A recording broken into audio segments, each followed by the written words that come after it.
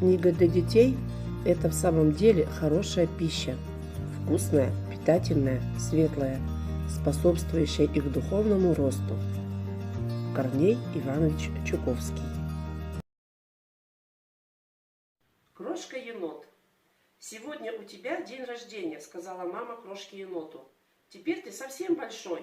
Значит, я могу один пойти в лес и нарвать в пруду сладкие соки к ужину?»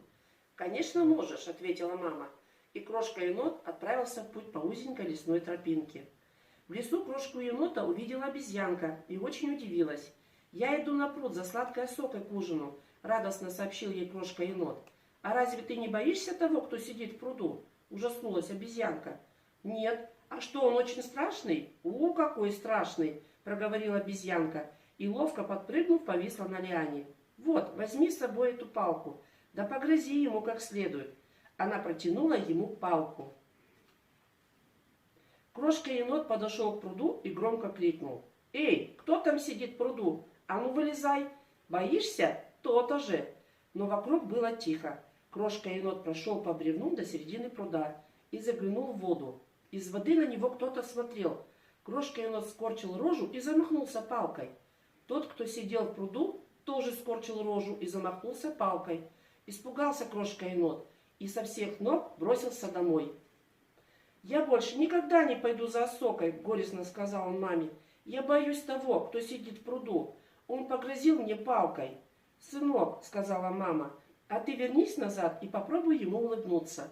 Крошка-енот так и сделал. Он вернулся назад, дошел до середины пруда по бревну и, заглянув в воду, улыбнулся тому, кто сидел в пруду.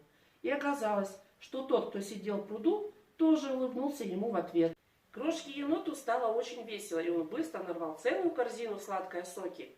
«Как? Ты не побоялся того, кто сидит в пруду?» – удивилась обезьянка. «Не побоялся, он совсем не злой и не страшный. Хочешь с ним подружиться? Улыбнись ему», – объяснил он обезьянке. «И он тоже улыбнется тебе. Вот увидишь». Так все и случилось. И они поняли тогда, зверюшки, что друзей находит тот, кто сам встречает их улыбкой. Лесные сказки, синички-арифметички. Весной звонче всех белощеки и синички поют, колокольчиками звенят. На разный лад и манер у одних так и слышится: дважды два, дважды два, дважды два. А другие бойко высвистывают: 4, 4, 4. С утра до вечера зубрят синички таблицу умножения. Дважды два, дважды два, дважды два, выкрикивают одни. 4, 4, 4, весело отвечают другие синички-арифметички.